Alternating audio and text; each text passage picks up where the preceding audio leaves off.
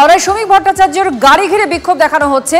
BJP তৃণমূলের মধ্যে বচসা slogan আর পাল্টা স্লোগান। উত্তেজনা এলাকায় পরিস্থিতি সামলাতে ঘটনাস্থলে পুলিশ। সুব্রত আমাদের প্রতিনিধি সঙ্গে রয়েছেন। সুব্রত, কি পরিস্থিতি আর কেনই বা শ্রমিক ভট্টাচার্যের গাড়ি ঘিরে বিক্ষোভ?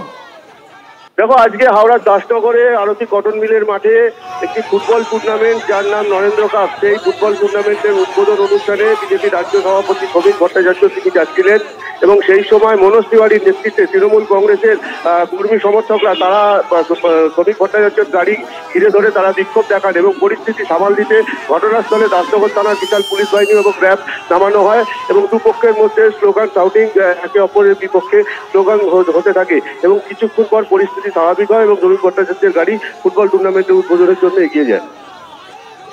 ধন্যবাদ।